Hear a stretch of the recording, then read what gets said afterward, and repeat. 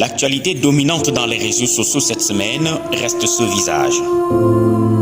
Celui de Yondo Nawe Emilia. Devenue Coco Emilia, elle est entrée dans le cœur de ses admirateurs par la porte des réseaux sociaux. Biscuit de mer pèse près de 3,5 millions de followers sur Instagram, plus de 900 000 abonnés sur Facebook, plus de 600 000 sur Snapchat, en tout, plus de 5 millions de personnes abonnées sur ces réseaux sociaux. Suffisant pour lui confier un statut de prescripteur.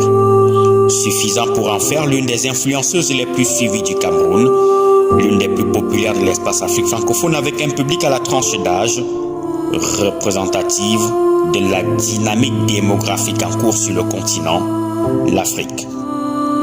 C'est donc elle qui est victime de social bashing, ce dérivé anglo-saxon qui exprime le dénigrement.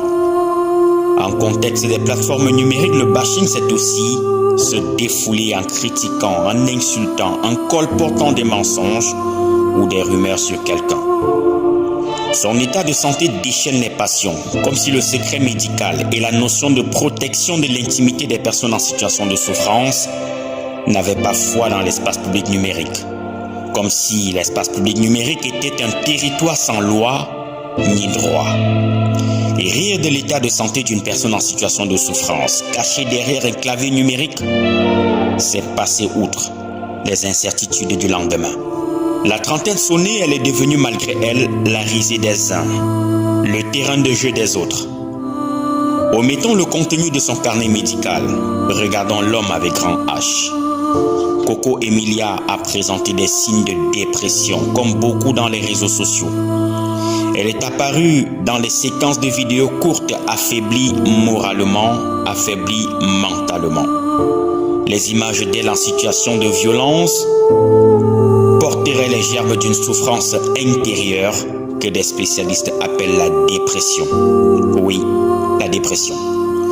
Coco Emilia, comme toutes les femmes de son âge, rêvait de l'homme parfait. Elle a offert son cœur à celui qu'elle considérait comme étant son idéal.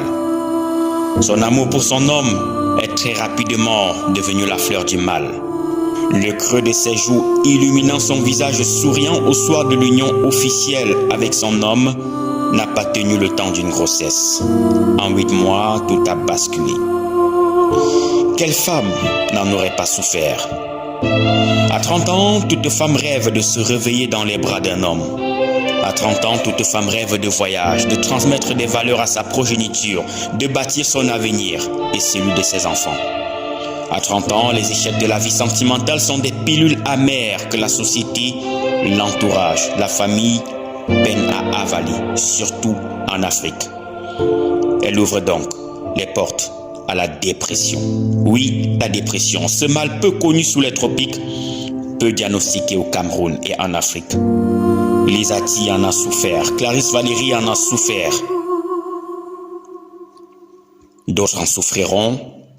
L'un des meilleurs médicaments à cette pathologie reste l'affection, y compris celle des internautes. Alors, qui sommes-nous pour juger? Nul n'a le droit d'être heureux tout seul. À lundi pour la prochaine chronique.